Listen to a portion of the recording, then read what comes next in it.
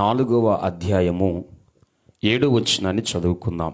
నీవు సత్క్రియ చేసిన ఎడల తలనెత్తుకొనవా. చాలు. ఈ వాక్యము దేవుడైనటువంటి యెహోవా ఆది అందున్నటువంటి ఆదాము అవ్వలను దేవుడు బలపరిచి ఆశీర్వదించి వారికి ఒక మంచి స్థానాన్ని, ఒక మంచి ఆశీర్వాదమైనటువంటి కృపను ఆయన ఇచ్చాడు. అయితే ఏదేను యందు వారు సంచరించు వేళలో జరిగినటువంటి సంగతుల వలన వారు ఏదేను తోట నుంచి బయటికి రావటము జరిగినది.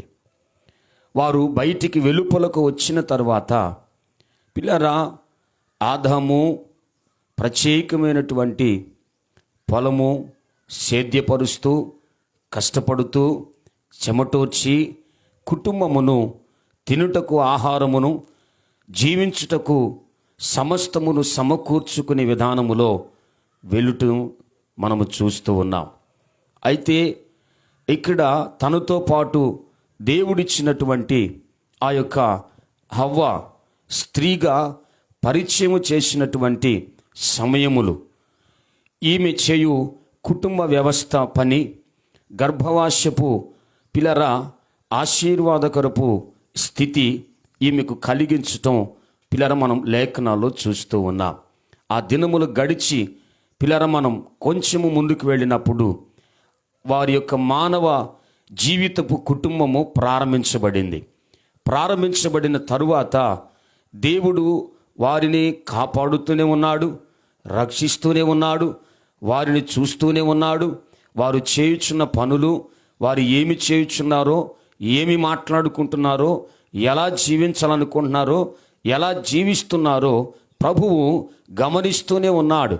అయితే 4వ అధ్యాయము ప్రారంభమవుతున్నప్పుడు పిల్లర ఆదాము తన భార్య అయిన హవ్వను కూడినప్పుడు ఆమె గర్భవతి అయి కయ్యూనును కని, పిల్లర యెహోవా దయ వలన నేను ఒక మనుషుని సంపాదించుకుని ఉన్నానని తరువాత మరొక కుమారుడు వారికి పుట్టడం మనం చూస్తూ ఉన్నాం.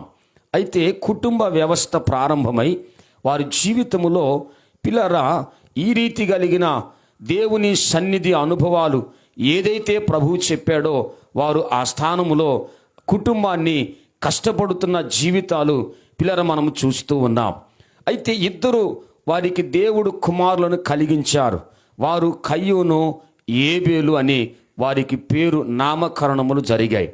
అయితే ఆ పేరు కలిగిన బిడ్డలు వారికి దేవుడు ఇచ్చినప్పుడు వారి జీవితాలను 4వ అధ్యాయములో ప్రభువు మనకు ఎత్తి జ్ఞాపకము చేస్తూ ఉన్నాడు.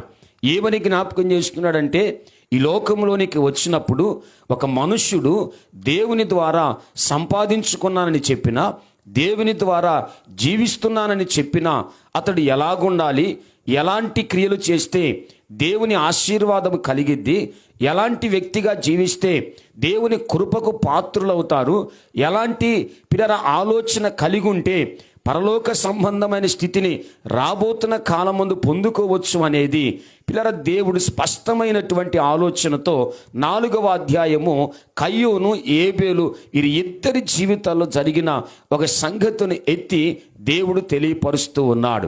మనకు తెలుసు, ఇంతకుముందు చాలాసార్లు ఈ అధ్యాయాన్ని మనం ధ్యానించి ఉంటాం, చదువుకొని ఉంటాం, అనేకమైన మార్లు మనం విని పిల్లల ముందుకు సాగి ఉంటాం. మరొకసారి ఉదయకాలమున దేవుని వాక్యాన్ని జ్ఞాపకం చేసుకుంటూ 7వ వచనాన్ని మనం చదివాం. 7వ వచనములో నీవు సత్క్రియ చేసిన ఎడల తలనెత్తుకొనవా అని ప్రభువే స్వయముగా కయ్యూనుతో చెప్పాడు. ఎవరితో చెప్పాడు? కయ్యూనుతో చెప్పాడు. తలనెత్తుకొనవా, సత్క్రియ చేసిన ఎడల నీవు తలనెత్తుకొనవా అని కయ్యూనుతో ప్రభువారు స్వయముగా మాట్లాడాడు. పిల్లరి వాక్యము ఉదయ కాలమున మన మనసులోనికి తీసుకుందాం. లేఖనములను బట్టి సత్క్రియ చేసిన వాడు తలనెత్తుకుంటాడనేటువంటి మాట ఇక్కడ జ్ఞాపకం వస్తూ ఉంది. అంటే సత్క్రియ ఎవరైతే చేయరో వారు తలనెత్తి దేవుని యొక్క ముఖాన్ని చూడలేదు, చూడలేరు, సత్క్రియ చేయకపోతే దేవుని సన్నిధిలో నిలబడలేరు, సత్క్రియ లేకపోతే ప్రభు యొక్క వెలుగులోనికి రాలేరు. సత్క్రియ చేసిన వ్యక్తి అయితే తలనెత్తుకొని ప్రభువుతో పిల్లర తన స్నేహపు జీవితాన్ని, ఆత్మీయ జీవితాన్ని కొనసాగిస్తాడు. దేవునికి స్తోత్రం.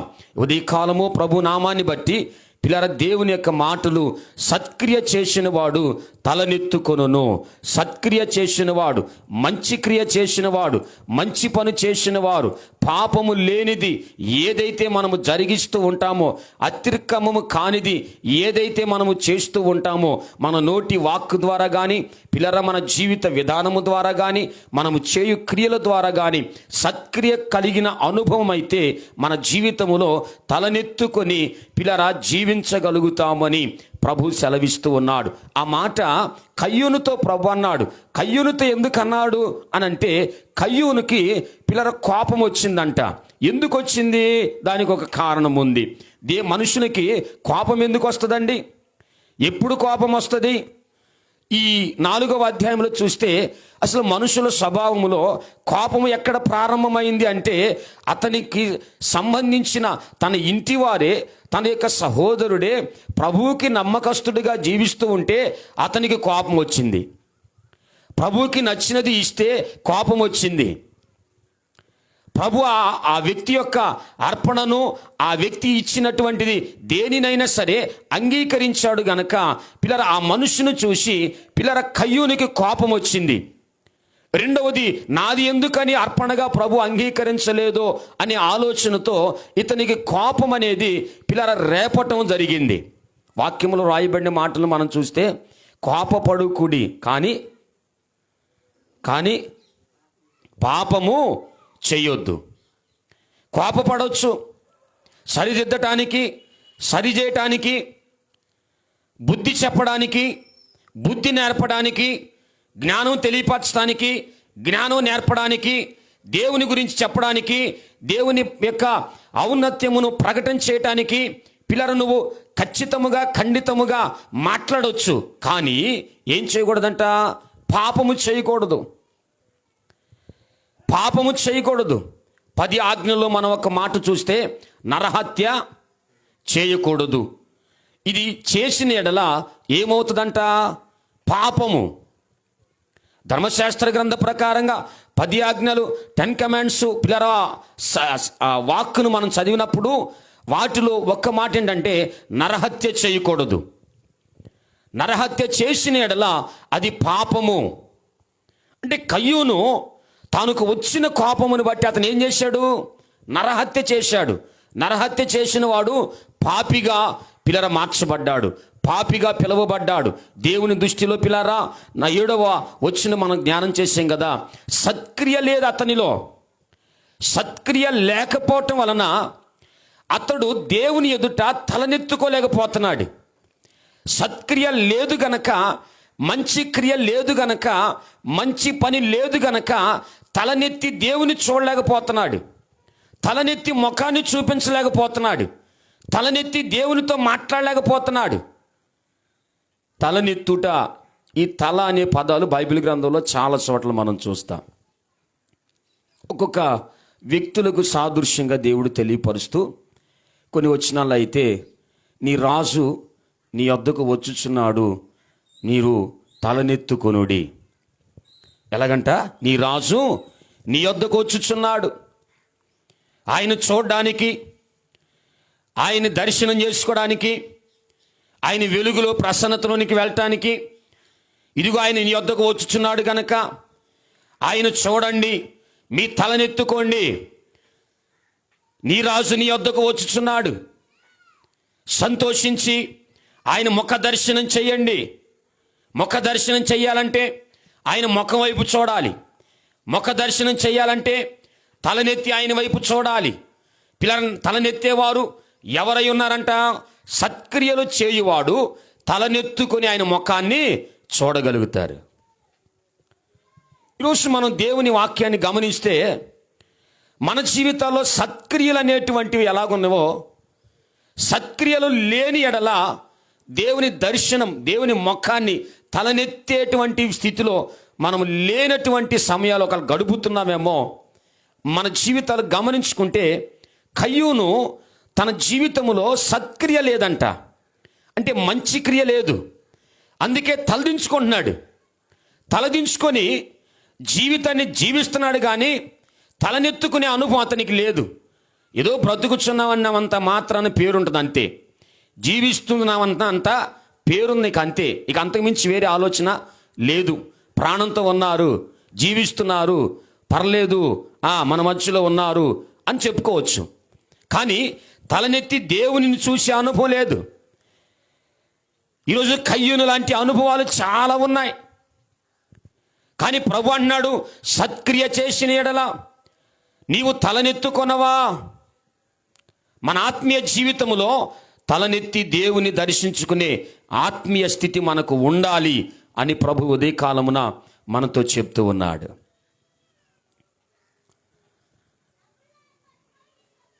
సంఖ్యాకాండం 22వ అధ్యాయంలో బిలాము గాడిదనెక్కి ప్రయాణం చేస్తూ ఉన్నాడు. ఎక్కి ప్రయాణం చేస్తున్నాడండి? గాడిదనెక్కి ప్రయాణం చేస్తూ ఉన్నాడు. గాడిదని ఎక్కి ప్రయాణం చేస్తున్నప్పుడు దారి మార్గంలో దేవదూత ఖడ్గం పట్టుకొని నిలబడిందంట. ఖడ్గము చేత పట్టుకొని నిలబడింది. దారి మార్గాన్ని వెళ్తున్న ఈ బిలాముతో గాడిద స్వరం ఇచ్చి దేవుడు, అయ్యా మనం ముందుకు వెళ్ళటానికి కుదరదు, ముందుకి వెళ్ళటానికి కుదరదు. గాడిదకి స్వరం వచ్చింది. ఏమొచ్చిందండి? గాడిదకి స్వరం వచ్చింది. దేనికి? దేవదూతను చూసిన వెంటనే గాడిదకి స్వరం వచ్చింది. దేవదూత దారిన మధ్య నిలబడి ఖడ్గముతో ఉండిన వెంటనే ఎవరు చూశారు ముందు అంటే, గాడిద దేవదూత ఖడ్గము పట్టుకొని నిలబడటం చూసింది. ఇక ఇతనికి తెలియపరచాలి, ఇంకా వెళదాం వెళదాం వెళదాం అంటున్నాడు. నాకైతే దేవదూత కనిపిస్తుంది, మరి ఇతనికి కనపడటం లేదా, ఇతనికి రావటం లేదా ఆలోచన. ఇంకా ముందుకు వెళ్దాం అంటున్నాడు, ఇంకా ముందుకు వెళ్దాం అంటున్నాడు అనే ఆలోచన పిల్లల బయలు వెళ్ళింది. ఈరోజు నోరు లేని ఒక జంతువుకు, స్వర శబ్దము రాని ఒక జంతువుకు, మాట నడవడిక లేని ఒక జంతువుకు పిల్లర దేవుడు ఆ నోటి వాక్కు నడవడికనిచ్చి మాట్లాడేటువంటి స్థితిలోనికి తీసుకెళ్ళాడంటే, ఆ గాడిద దేవదూత ఖడ్గమును పట్టుకొని చూసింది, తలనెత్తి చూసింది. దారి మార్గమును చూడాలి గనక దారిని వెళ్తూ దారిని చూస్తూ ఉన్న ఆ యొక్క గాడిద దేవదూతను చూసింది. ఈరోజు మనం ప్రభు మనల్ని దాటిపోతున్నాడు, కానీ మనకు గమనార్థాలు లేవు. దేవుని వెలుగు మనం దాటిపోతూ ఉంది, కానీ దేవుని యొక్క వెలుగు ప్రసన్నతలోనికి పిల్ల నడిపించబడే అనుభవం లేదు.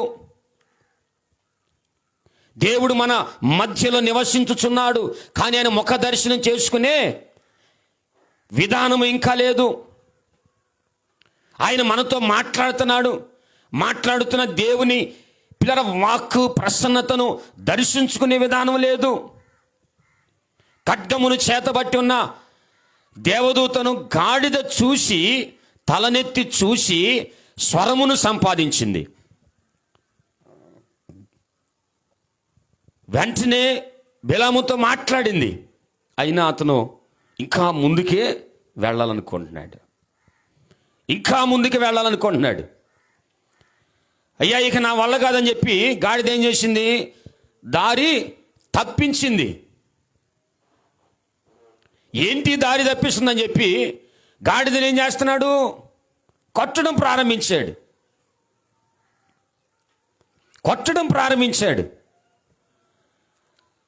ఈరోజు మానవ జీవితంలో మనం అర్థం చేసుకోలేనటువంటి సంగతులు చాలా ఉన్నాయి. వాక్యం ఉంది, ఆకాశ పక్షులను చూడివి, అవి విత్తవు, కోయవు, కొట్లలో కూర్చుకొనవు. అయినను పరమందున్న తండ్రి వాటిని ఉదయముని లేచి దేవుని స్తుతిస్తాయి, స్వరమెత్తి దేవుని గణపరుస్తాయి. అవి విత్తవు, కోయవు, కొట్లలో కూర్చుకొనవు. అయినను దేవుడు వాటిని పోషిస్తూనే ఉన్నాడు, బలపరుస్తూనే ఉన్నాడు, ఎదిగింపజేస్తూనే ఉన్నాడు. రెక్కలు చాచి పైకి ఎగిరినటువంటి పక్షిరాజు యవ్వనము వలె ఈరోజు మన జీవితాల్లో ఒక ప్రత్యేకమైనటువంటి దేవునిలో ఎదిగి, దేవుని చూసి, దేవుని సందర్శించుకునే ఆత్మీయ బలాన్ని మనము సంపాదించాలి. పక్షిరాజు యవ్వనం చూడండి, రెక్కలు చాచినప్పుడంట పైకి గొప్పగా ఎగిరిపోతూ ఉంటుందంట. తనతో పాటు తన పిల్లలు కూడా ఎగరాలని పుట్టిన వాటిని వాటి యొక్క పిల్లల ముక్కుతో ఆ యొక్క నోటితో పట్టుకోవడం, లేకపోతే అవి పడి వదిలిపెట్టిన తర్వాత వాటికి ఆ రెక్కలు చాచి ఆడి పైకి ఎగరటం రాకపోతే వాటి కింద గుండా ఇది వెళ్ళిపోయంట. పడే సమయంలో రెక్కలు చాచిద్దంట, రెక్కల మీదకి అవి వాలతాయంట. ఎంత జ్ఞానం! దేవుడిచ్చిన పిల్లల ఆ తెలివి, ఆ జ్ఞానం చక్కగా ఎలాగున అవలంబించి వెళ్తున్నాయో. ఈరోజు మన ఆత్మీయ జీవితంలో మన ప్రభువే పక్షిరాజై మనలను పడిపోకుండా, మనము జారిపోకుండా, మనం ఇంకా ఎదగాలని, ఇంకా బలపరచబడాలని, ఇంకా విశ్వాసంలో సాగాలని దేవుడు ఎంతో ఎంతో ఎంతో ప్రయత్నం చేస్తూ ఉంటే మనం ఆ స్థితిలోనికి వెళ్ళలేకపోతున్నామండి. మనం పడే ప్రతిసారి రెక్కలు చాచి దేవుడు కింద పడకుండా, జారిపోకుండా మనల్ని ఆపుతున్నాడు. పక్షిరాజు గురించి చాలాసార్లు మనం వినే ఉంటాం కదా. తనకు పుట్టినటువంటి పిల్లలంట పైకి తీసుకుని వెళ్ళిద్దంట. ఎక్కడికంట? పైకి తీసుకుని వెళ్ళిద్ది. ఎందుకు? ఎగిరే విధానం నేర్చుకోవాలి, పైకి ఎగిరే విధానం నేర్చుకోవాలి. ఆ ట్రైనింగ్ అది ఈగిపోతే ఎప్పుడు కూడా ఇక భూమి మీదే, ఎప్పుడు భూ సంబంధమైన వాటి అందే మనసు పెడతాయని పైకి ఎగిరే అనుభవం నేర్పించడానికి పిల్లలను నోటితో పట్టుకొని పైకి తీసుకెళ్ళి వదిలిపెట్టిద్దంట. ఒక్కోసారి దేవుడు మనల్ని ఆ రీతిగా నడిపించి నడిపించి నడిపించి ఇక నువ్వే ఆత్మీయతను సంపాదించుకొని నడువు అని చెప్తే ప్రభు మమ్మల్ని మధ్యలోనే వదిలేశారు అనుకుంటాం మనం కదా. కానీ పక్షిరాజు వదిలేసిన తర్వాత వదిలి అలాగే మౌనంగా ఉందా? ఆ గాలికి ఈడ్చుకుంటూ పైకి స్పీడ్గా వెళ్ళిపోయి వదిలిపెట్టంగానే ఆ వదిలిపెట్టబడి అక్కడి నుంచి జారుతున్నటువంటి ఆ పిల్లల భయముతోనో లేకపోతే ప్రాణాన్ని కాపాడుకోవాలనో రెక్కలు చాచి పిల్లల వచ్చిరాని ఆ రెక్కలతో కొడుతూ కొడుతూ పైకి ఎగరలేని పరిస్థితిలో అలిసిపోయి కింద పడుతున్నప్పుడంట, అప్పుడు వెంటనేనంట ఈ తల్లి ఈ పక్షిరాజు వెళ్ళిపోయి అలాగున వాటి కింద ఉండిద్దంట. అలిసిపోయి రెక్కలు చాచి కొట్టి కొట్టి అలిసిపోయిన ఆ పిల్ల ఆ రెక్క మీద వాలిద్దంట. అంటే దేవుడు మనలను అలిసిపోకుండా, ఒకవేళ అలిసిపోయినా పడిపోకుండా అలయలేని విశ్వాస జీవితంలో ముందుకు వెళ్తున్న నీ జీవితమును కాపాడుతూ బలపరుస్తూ నడిపించాలని ఆయన ఇంకా మనకు అండగా ఉన్నాడు. అటువంటి స్థితిలో నడిపించి బలపరిచిన బిలామును చూడండి ఒకసారి.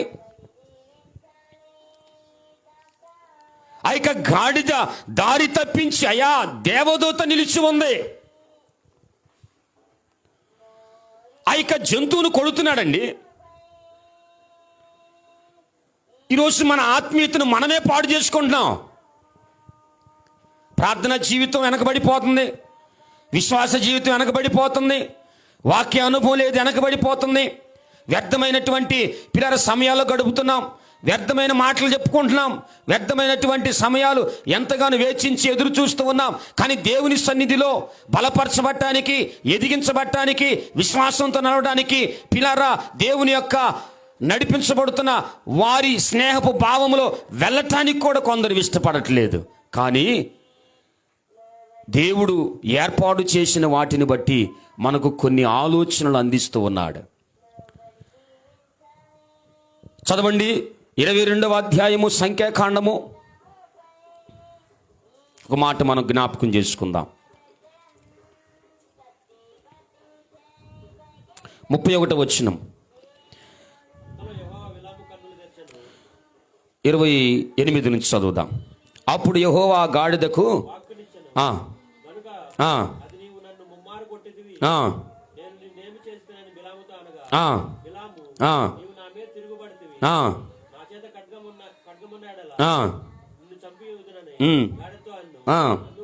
ఆ నీదాననైదిని మొదలుకొని నేటి వరకు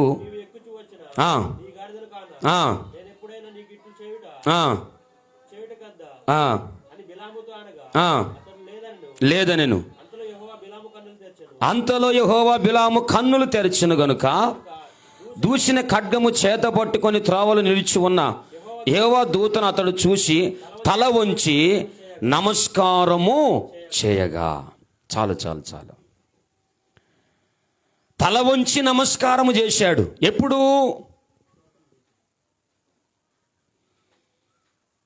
సత్క్రియ లేక దేవుని దూత ఖడ్గపు అనుపాతను చూడలేక తనతో ఉన్నటువంటి తన వాహనమైనటువంటి గాడిదను కొట్టి ఆ గాడిద పలికిన మాటలు, అయ్యా నేను ఎప్పుడు నీతోనే ఉన్నాను, నేను ఎప్పుడైనా ఇలాగునా చేశానా, ఎందుకు అలాగూ చేశావు అని మాట్లాడుతున్నప్పుడే దేవుడు బిలాముతో మాట్లాడి అతని కన్నులు తెరచాడంట. ఎప్పుడైతే కన్నులు తెరవబడ్డాయో, సత్క్రియ అనే ఆలోచన అతని లోనికి ఎప్పుడైతే ప్రారంభమైందో అతని కన్నులు తెరవబడ్డాయి. అప్పుడు వెంటనే తల దేవుని ఎదుట వంచాడు. ఎందుకు వంచాడు ఇక్కడ అంటే, తప్పు చేశాడు గనక, అయ్యా ముందుగా నేను నీ దేవదూత ఖడ్గమును చూడలేకపోయాను. ఒక మంచి ప్రవర్త అనుభవంతో ఉన్నప్పటికీ, ప్రార్థనా పరులుగా ఉన్నప్పటికీ, విశ్వాసంతో ఉన్నప్పటికీ నేను ఆ వెలుగు, ఆ దర్శనాన్ని చూడలేని తప్పిదములో ఉన్నాను. అందుకని తల వంచి నమస్కారం చేశాడంట. ఇక అప్పటి నుంచి తల ఎత్తుకొని జీవించే అనుభవం ఉంది అతనికి. అంటే తాను ఎప్పుడైతే ఆ సత్క్రియ గ్రహించుకోలేక, దేవుని వెలుగును చూడలేక తప్పిదము చేశాడో, సత్క్రియ లేనివాడు తల వంచుకుంటాడు. సత్క్రియ కలిగిన వాడు తల ఎత్తి ప్రభువును చూడగలుగుతాడు. కయ్యూనులో ఇది లేదు గనకే ప్రభు అతనితో మాట్లాడాడు. అసలు నీలో ఆ గుణం లేదు, నీలో ఆ ఆలోచన లేదు, సత్క్రియ జరిగించాలని లేదు, నువ్వు ఎలా తల ఎత్తుకోగలుగుతావు? సత్క్రియ లేనివాడు తల ఎలా ఎత్తుతాడు? తల ఎత్తినవాడు సత్క్రియ చేసేవాడు కదా. బిలాము సైతము తలదించుకున్నాడు. తలదించుకొని దేవునికి నమస్కారం చేశాడు. తలదించుకొని సాగిలపడ్డాడు. నేను తప్పు చేశానయ్యా, నేను అతిక్రమం చేశాను, ఇదిగో ఈ యొక్క ఆలోచన నా బుద్ధిలోనికి రాలేదు, నీవు చేయు కార్యములు జరిగిస్తూనే ఉన్నావు, అవి నా హృదయమునకు అర్థమవు రీతిలో నేను తెలుసుకోలేకపోయాను, ఈ సత్క్రియ నాలో లేదు కనుకే తలదించుకుంటున్నాను ప్రభు అన్నాడు. ఈరోజు దేవుని సన్నిధిలో తల ఎత్తి ప్రభువుని దర్శించుకునే ఆత్మీయ స్థితి మనకు కావాలని ప్రభు మనకు బోధిస్తూ ఉన్నాడు. చాలాసార్లు మనం ఎంత ప్రార్థన శక్తి అనుభవం కలిగి ఉన్నా బిలాము వలె ఒక్కొక్కసారి అర్థం చేసుకోలేని పరిస్థితులు వస్తాయి. ప్రక్కనున్న వారు మనకంటే చిన్నవారు చెప్పినా అర్థం చేసుకోం. మనకంటే చిన్నవారు అది కాదు ఇది కాదు అని ఆలోచన చెప్తున్న దాన్ని అసలు తీసుకోలేం. కానీ అదే కరెక్ట్ అయితే ఒక్కోసారి ప్రభు వారిలో నుంచి మాట్లాడుతున్నాడేమో అర్థం చేసుకోలేకపోతున్నాం. అది కాదన్న ఇంకొకటి చేద్దాం, లేకపోతే అది కాదు ఇంకొకటి చేద్దాం అన్నప్పుడు దాన్ని అసలు మన వినికిడిలోకి, మన జీవితంలోనికి తీసుకోం. కారణం ఏంటి? నువ్వు నాకు చెప్పేవాడు అయ్యావా, నాకు చెప్పేదాను అయ్యావా, నేను చెప్పే మాట వినాలి కానీ, నేను చెప్పే ఆలోచన ప్రకారంగా వెళ్ళాలి కానీ అని ఈ మాటలోనే ఉంటాం ఎప్పుడు. ఇది సరైంది కాదు. బాలుడైన సమూయేలుగా ఉన్నప్పుడే దేవుడు అతనితో మాట్లాడాడు. అభిషేకించి దేవుడు తన చిన్నతనములోనే ప్రవక్త దగ్గర, దైవజనుడి దగ్గర, మందిరములో ఉన్నటువంటి ఏలి దగ్గర పిల్లారా, ఏలితో మాట్లాడిన స్వరం సమూయేలుతో మాట్లాడబడింది. ఒక్కొక్కసారి మనకు ఏది అవసరమైనదో అది మనకన్నా చిన్నవారైనా పెద్దవారైనా మనకు దేవుడు అందించాలనే ఆలోచనతో ఒక్కోసారి మాట్లాడతాడు.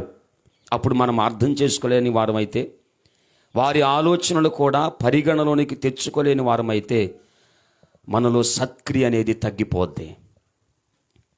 సత్క్రియ అనేది పిల్లరా జీవించలేని అనుభవంలో జరిగించలేని స్థితిలోనికి వెళ్తాం. సత్క్రియ లేనివాడు తలదించుకోవలసిన అవసరం వస్తుందండి. సత్క్రియ చేసిన ఎడల తలనెత్తుకొని దేవుల్లో జీవిస్తూ ఉంటాం. పిల్లరి ఉదయకాలమున దేవుడు తన యొక్క స్వరమెత్తి మనతో మాట్లాడుతున్న అనుభవం, మన జీవితాలు సత్క్రియల చేత తలనెత్తుకొని దేవుల్లో జీవించాలి. తల వంచిన బిలాము, అయ్యా నేను తప్పు చేశాను, ఎంత ఆత్మీయ స్థితి కలిగి ఉన్నప్పటికీ నన్ను ప్రయాణంలోనికి తీసుకుని వెళ్తూ, నన్ను మోస్తూ, నన్ను భరిస్తున్న ఈ యొక్క జంతువు మాట్లాడి తెలియపరిచిన, అది దారి మళ్లించిన, ఎందుకు మళ్లించిందో తెలుసుకోలేకపోయాను, ఎందుకు దారి తప్పిందో అర్థం చేసుకోలేకపోయాను. నా క్షేమము కొరకేనని, నా మంచి కొరకేనని, నాకు బుద్ధి చెప్పడానికేనని, నాకు తెలియని ఒక భాగము తెలియపరిచే, నా యొద్ద ఉన్నటువంటిది నాకు తెలియపరిచే వరకు నేను తెలుసుకోలేకపోయాను. ఏ ఆలోచనతో ఉన్నాడో, ఏ ఉద్దేశంతో వెళ్తున్నాడో. దేవదూత ఖడ్గం పట్టుకొని నిలబడిన అనుభవం చూడలేనివాడు, పిల్లర గాడిదతో మాట్లాడించుకున్నటువంటి వ్యక్తి తన బ్రతుకులో జరిగిన ఆ సంగతిని బట్టి తలదించుకున్నాడు దేవుని దగ్గర. నన్ను క్షమించయ్యా, నన్ను క్షమించు ప్రభువా. తలదించుకొని నమస్కారం చేసి, అయ్యా ఈ లోపము, ఈ సమయము, నేను తలదించుకునేటువంటి సమయం ఇది నేను ఎందుకు గ్రహించుకోలేకపోయానని పాదాలు పట్టుకొని ఏడ్చి దేవుని దగ్గర ఆ ఖడ్గమును పట్టుకున్న దేవదూతను చూసిన వెంటనే బిలాము ఆశ్చర్యపోయాడు. ఈరోజు దేవుని యొక్క మహాకృపలో మనం నడిపించబడుతున్నాం. పిల్లరా ఎన్నడు ఎప్పుడును పిల్లర సిగ్గుపరచబడుతూ తలదించుకోకుండా సత్క్రియల చేత దేవుని మహిమపరిచే వారముగా మనము జీవిద్దాం. ఏది సత్క్రియ అంటే హేబేలును మనం జ్ఞాపకం చేసుకోవాలి. హేబేలు ఏం చేశాడంట? వాక్యం ఆదికాండం 4వ అధ్యాయం. పిల్లర ఒక మాట మనం జ్ఞాపకం చేసుకుని దేవుని సన్నిధిలో ముందుకు వెళ్దాం. 4వ వచనం చదువుదాం. 4వ అధ్యాయం 4వ వచనం త్వరగా. హేబేలు కూడా తన మందలో తులుచూలిగా పుట్టిన వాటిలో క్రొవ్విన వాటిని తెచ్చెను. యెహోవా అతని అర్పణను లక్ష్య పెట్టెను. ఏది సత్క్రియ అండి? ఏది సత్క్రియ? దేవునికి అర్పణగా, దేవునికి సమర్పించుకునే విధానములో, దేవునికి మనసు పూర్తిగా ఇచ్చే విధానములో, దేవునికి ఆయన సన్నిధికి పిల్లర మనస్సు కలిగిన ఆత్మీయతతో ఏది ఆయన దగ్గరికి తీసుకొని వెళ్ళినది. హేబేలు ఏం చేశాడండి? తన దగ్గర ఉన్నటువంటి మంద, దేవుడు తనకిచ్చినటువంటి మంద నుంచి అంట పిల్లరా తన మందలో తొలుచూలైన పుట్టిన వాటిలో క్రొవ్విన వాటిని తెచ్చుకొని వెళ్ళాడంట. తొలుచూలైన వాటిని ఏంటంటే, అంటే మొదటి ఏదైతే మంద కని పిల్లరా పెంచుటకు మంద సహకరించి నడిపించిందో ఆ తొలుచూలిగా పుట్టిన వాటిలో నుంచి అంట హేబేలు దేవునికి అర్పణగా తీసుకొని వెళ్ళాడంట. తొలుచూలు పుట్టిన వాటిని అబ్రహాము తన ఒక్కగానొక్క కుమారుని తీసుకొని వెళ్ళాడు. ఎందుకు? దేవునికి ఇచ్చేయడానికి. అబ్రహామును దేవుడు ఏం చేశాడు? ఆశీర్వదించాడు. అబ్రహామును దీవించాడు. దేనికి? నీకు ఒక్కగానొక కుమారుని ఇవ్వుటకు కూడా ఎన్నుకాడనటువంటి అబ్రహాము విశ్వాస జీవితం, తలనెత్తుకునే అనుభవం సత్క్రియతో కూడినది. తొలుచూలైనది దేవునికి ఇష్టమైనదని, తొలుచూలు పుట్టినవి ప్రభువుకి ప్రతిష్టతగా అప్పగించాలని, తొలిచూలుది ఏదైనా దేవునిని మహిమపరచాలని పిల్లల అబ్రహాము తనకు ఒక్కగానొక కుమారుడైన ఇస్సాకును ప్రభువుకి ఇవ్వటానికి కూడా వెనకాడలేదు. ఇవ్వటానికి కూడా వెనకాడలేదండి. అదే సత్క్రియ, అదే సత్క్రియ. ఈరోజు సత్క్రియ ఏది మనం జరిగిస్తున్నాం? మనము సత్క్రియ చేసిన ఎడల తలనెత్తుకొని దేవుని సన్నిధిలో జీవిస్తాం. పిల్లరా, అబ్రహాము విశ్వాస జీవితము వలె మన ఆత్మీయ జీవితాలు ఉండాలి. విశ్వాస జీవితం, అబ్రహాము దేవుని ఎలా నమ్మాడో అది అతనికి నీతిగా ఎలాగూ ఎంచబడిందో, ఈరోజు మనం ఆరాధించే దేవుని గొప్ప నామమును పిల్లరా పూర్తిగా మనం విశ్వాసముతో నమ్మిన ఎడల అది దేవుడు మనకు సత్క్రియ వలె మార్చి తలని ఎత్తుకునే రీతిలో ప్రభు చేస్తాడు. అబ్రహామును అలాగే జ్ఞాపకం చేసుకున్నాడండి. తొలిచూరి పుట్టిన బిడ్డను ఇవ్వటానికి కూడా వెనకాలేదంట. దేవుని ఆశీర్వాదం ఎలా వస్తుందండి? దేవుని సన్నిధి నుంచి వాక్యం చదువుకుంటే మనకు అర్థం కావట్లా. ఇంకా ఆశీర్వాదం, ఇంకా స్వస్థత రావట్లేదు ఏంటి? ఇంకా ఎదుగుదల లేనిది, ఇంకా అభివృద్ధిలోనికి రావట్లేదు ఏంటి మేము అని చాలామంది అనుకుంటున్నారు. పిల్లలు, ఈ దినాన అభివృద్ధి పరచబడాలన్నా, ఆశీర్వదించబడాలన్నా, దీవించబడాలన్నా, కృప పొందుకోవాలన్నా, స్వస్థత కలగాలన్నా, ఆత్మీయతలో బలపరచబడి ముందుకు వెళ్ళాలన్నా సత్క్రియలలో హేబేలు చేసిన మొదటి అనుభవాన్ని మనము జ్ఞాపకము చేసుకొని చేసిన వారమైతే దేవుడు మన తలను ఎత్తి ప్రభు సన్నిధిలో జీవించే ఆత్మీయ బలమును దేవుడు మనకు దయచేస్తాడు. తొలుచూలు వాటిని ప్రభువుకి ఇవ్వాలి. అది సమయమైనను, అది గడియలైనను, అది దినములైనను. 31st నైట్ 1వ తారీఖు ఎందుకు కూడుకుంటాం మనం? ఎందుకు కూడుకొని ప్రార్థన చేయాలి? 2వ తారీఖు నైట్ కూడుకోకూడదా? 3వ తారీఖు నైట్ కూడుకోకూడదా?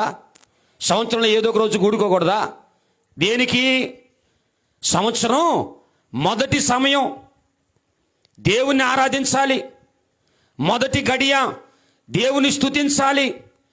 మొదటి సమయం దేవుని దగ్గర ఉండాలి. ఆ నామకార్థంగా ఉంటే సరిపోయిద్దా? ఆ సమయంలో ఉన్నామని ఇక అయిపోయింది కదా, సంవత్సరం అంతా క్షేమంగా ఉంటాంలే ఇక అనుకుని వచ్చేస్తాం మనం, ఇక అంతటితో అయిపోయిద్దా? సత్క్రియ ఏదైతే చెయ్యమని ప్రభు చెప్పాడో అది సంవత్సరం అంతను కూడా రేయి మొదటి జామున ప్రార్థన చేసే అనుభవం సంవత్సరం అంతా కూడా. పిల్లల దినము ప్రారంభమవుతున్న ప్రార్థన స్వరం సంవత్సరం అంతా కూడా. తొలుచులైన సమయం, మొదటిదైన సమయం ఏది మనం దేవుళ్ళు గడుపుతున్నామో సంవత్సరం అంతా కూడా దేవుని సన్నిధిలో మన స్వరం ఆయనకి వినబడుతూనే ఉండాలి. దేవునికి స్తోత్రం చెల్లిద్దాం. వినబడుతూనే ఉండాలి.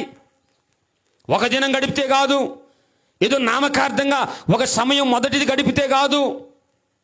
ప్రార్థనా స్వరం ప్రతి దినం, ప్రతి గడియ దేవునికి మొదటి సమయం, మొదటిది ఇవ్విస్తూనే ఉండాలి.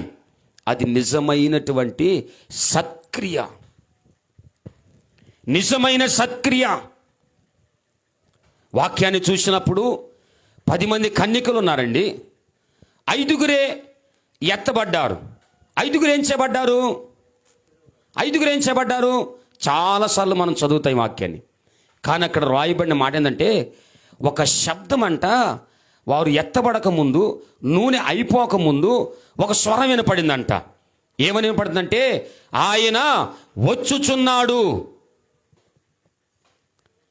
ఆయన రాబోచున్నాడు, ఆయన వచ్చుచున్నాడు అని శబ్దం వినపడంగానే వీళ్ళు అప్పుడు గుర్తొచ్చిందంట. ఏంటది? నూనె అయిపోతుంది. అమ్మువాని వద్దకు వెళ్ళాలనుకున్నారు, వెళ్ళారు. స్వరం వినబడిన తర్వాత ఎలా వెళ్ళారు? స్వరం వినబడక ముందు వెళ్ళొచ్చు కదా. స్వరం వినపడిన తర్వాత బయలు వెళ్ళారండి. ఏది సత్క్రియ? స్వరం వినబడిన తర్వాత వెళ్ళటం సత్క్రియ. ఆయన వచ్చుచున్నాడన్న స్వరం వినబడిన తర్వాత అంట అప్పుడు దివిటీలు చూసుకున్నారంట. అయ్యో ఆరిపోతుంది, అయ్యో ఆరిపోతుంది. ఆయన వచ్చుచున్నాడన్న మాట కూడా చెప్పాడు. స్వరం వినపడిన తర్వాత వెనక్కి వెళ్ళి పేరు తెచ్చుకోవాలని. ఎంత అసమర్థతతో కూడిన విశ్వాస జీవితాలండి. ఆయన వచ్చుచున్నాడన్న స్వరం వినబడిన తర్వాత కూడా ఎలా వెళ్ళారు? ఆ స్వరం వినబడక ముందు ఎదురు చూశారు చాలాసేపు, అప్పుడు వెళ్ళొచ్చుగా. బలం ఉన్నప్పుడు, శక్తి ఉన్నప్పుడు, ఆస్తి ఉన్నప్పుడు, అందం ఉన్నప్పుడు, సౌందర్యం ఉన్నప్పుడు, జ్ఞానం ఉన్నప్పుడు, తెలివి ఉన్నప్పుడు, పిల్లరా ఈ సత్క్రియలు ఏవి కూడా కొంతమందికి తెలియవు. తీరా సమయం వచ్చి ఆయన వచ్చుచున్నాడనే మాట వినబడిన అప్పుడు తెలిసిద్ది. అప్పుడా తెలియాల్సింది, అప్పుడా వెళ్ళాల్సింది. పిల్లల దేవుని వాక్కు ఏ సత్క్రియను మనము చేయుచున్నామో దానిని బట్టే దేవుడు మన తలను పైకెత్తుతాడు. వాక్యము ప్రకటించబడి ఆయన వచ్చుచున్నాడని చెప్పిన తర్వాత కూడా ఇంకా రక్షణ లేదు, ఇంకా మారు మనసు లేదు, ఇంకా పాపక్షమాపణ లేదు, ఇంకా దేవునిలో నూతన అనుభవం లేదు, పాతవి గతించే స్థితిలోనికి రాటలా, ఇంకా పాతే. ఆయన వచ్చుచున్నాడు. సిద్ధపడిన వారండి, సత్క్రియ కలిగిన వారంట, వారు ప్రభు వచ్చుచున్న స్వరం వినగానే మోకరించి ప్రార్థనలో ఉన్నారంట. ప్రభువా, నీ రాకడ సమయం మేము చూడాలనుకుంటున్నాం, నీ దర్శనము మేము చూడాలనుకుంటున్నాం. ఎన్నో సంవత్సరముల నుంచి దీని కొరకు మేము వేచి ఉన్నాం. ఇదిగో ఈ దివిటివిలు ఆరిపోక ఇంకా వెలిగించబడుటయే రోషముతో కూడిన ప్రార్థన జీవితమునకు సాదృశ్యం అంటూ దేవుడు ప్రత్యక్షమై తలుపు తీయబడింది. ప్రభు వారిని తీసుకుని లోపలికి వెళ్ళిపోయాడు. లోపలికి వెళ్ళిపోయాడు ఆయన. లోపలికి వెళ్ళిన తర్వాత మరలా బయటికి వస్తాడా? బయటికి రాడు. నోవాహు దినములో తలుపు వేసిన తర్వాత తీయమంటే ఆయన ఏం చేస్తాడు? తాళం నా దగ్గర లేదంటున్నాడు. ఎవరు? నోవాహు. అయ్యా, నేను కాదు దానికి అధికారిని, లోపలికి రావటం వరకే నా పని, బయటికి వెళ్తూ నాకు తలుపు తీయటం నా వల్ల కాదు. ఆయన తలుపు వేయగా తెరవగలిగిన వాడు ఎవరైనా ఉన్నారా? ఎవరునూ లేరు. సత్క్రియ చేసిన కుటుంబం నోవాహు కుటుంబం పిల్లల ఓడలోనికి వెళ్ళింది. ఓడ అనేది రక్షణతో కూడినది. ఆ రక్షణ లేక నశించిపోయిన ఆత్మలు వేల కొలదున్నాయి. ఆ కాలంలో వారు తప్ప ఎవ్వరూ బ్రతికి ఉండలేదంట. నోవాహు కుటుంబమే బ్రతికి ఉన్నదని చెప్పబడింది. సత్క్రియ అండి నోవాహుది. ఈరోజు సత్క్రియ చేసిన వాడు రక్షింపబడతాడు. నేడును ఇంటికి రక్షణ వచ్చి ఉంది. అప్పుడు దాకా సత్క్రియలు లేవు. ఎవరి జీవితంలో? పొట్టి జక్కయ్య జీవితంలో సత్క్రియ తెలియదు అసలు. ఎప్పుడైతే ప్రభు గురించి విని, ప్రభు దర్శనాన్ని చూసి, ప్రభు అనుభవాన్ని, ప్రభు సువార్తను విని, ఓ ఈయన గొప్పవాడిని తన మనసులో ఎప్పుడు అనుకున్నాడో, దేవుడు తన హృదయాన్ని దర్శించాడు. తాను తీసుకున్నదంతా ఏం చేశాడు? తిరిగి అంతకంటే ఎక్కువ ఇచ్చేశాడంట.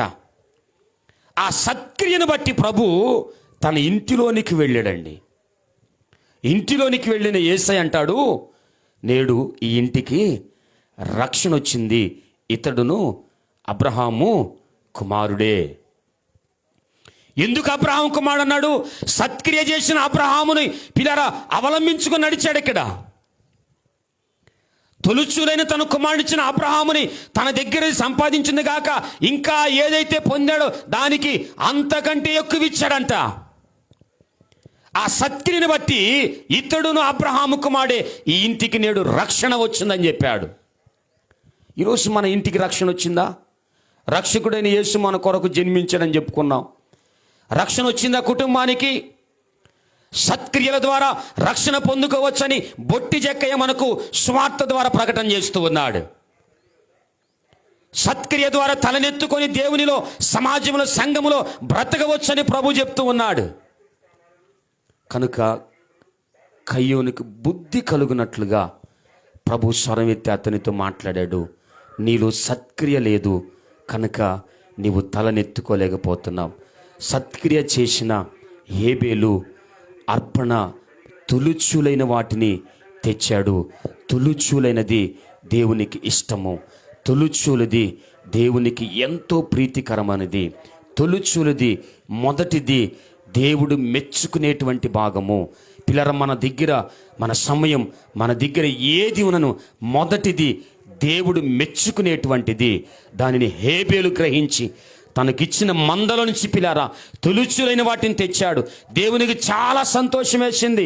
ఎక్కడ ఆ సంతోషం లేక పిల్లారా ఆనాడు ఆదామవ్వలను ఏదేను తోట నుంచి పంపించాడో ఆ సంతోషం మరలా ప్రారంభమైంది. హేబేలును చూసినప్పుడు నిజముగా ఇదిగో ఇట్టి మనుషుని యొద్ద నుంచి నాకు గొప్ప సంతోషం కలుగుతుంది, గొప్ప ఆనందం కలుగుతుంది. ఇతని ఆలోచన గొప్పది, ఇతని సత్క్రియ గొప్పది. అతనికి కలిగిన మందలో నుంచి తొలుచులైన వాటిని దేవునికి ఇవ్వటం అనేది మొదటిది దేవుని యొద్దకు రావటం అనేది, మొదటిది ప్రభు పాదాల దగ్గరికి రావటం అనేది గొప్ప శ్రేష్టమైన అనుభూతి.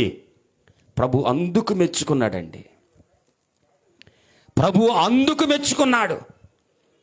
అందుకు ఆయన అర్పణను అంగీకరించాడు. ఈరోజు మన సత్క్రియ ఏంటో, మనము చేయు సత్క్రియ దేవునికి ఇష్టమైనదో కాదో. సత్క్రియ చేసిన వాడు తలనెత్తుకొని దేవుని చూడగలుగుతాడు. సత్క్రియ లేని బిలాము తలదించుకున్నాడు. ఒక ప్రవక్తగా, ఒక శ్రేష్టమైన వ్యక్తిగా జీవించాడు. తలదించుకున్నాడు.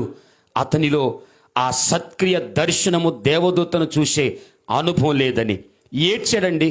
కన్నీళ్ళు విడిచి, అయ్యో నేను ఎంత దౌర్భాగ్యుడను, నా స్థితి ఏంటి, నా ఘనత ఏంటి, నా పేరేంటి, నీవిచ్చిన భాగ్యం ఏంటి, ఒక గాడిద మాట్లాడే వరకు నేను నిన్ను చూడలేని అంధత్వములో పడిపోయానని కాళ్ళు పట్టుకొని ఏడ్చి సాగిలపడ్డాడు. తలదించుకున్నాడు. అయినా అతన్ని ప్రభు జ్ఞాపకం చేసుకున్నాడు. ఈరోజు మన జీవితంలో సత్క్రియ లాంటి అనుభవాలతో ప్రభువుని ఆరాధిస్తూ దేవుని యొక్క శ్రేష్టమైనటువంటి ఆశీర్వాదాన్ని పొందుకుందాం. పిల్లర హేబేలు వలె దేవుని యొక్క అనుభవములో, అబ్రహాము వలె దేవుని యొక్క ఔన్నత్యములో, పిల్లర పుట్టి జక్కయ్య వలె దేవుని కొరకు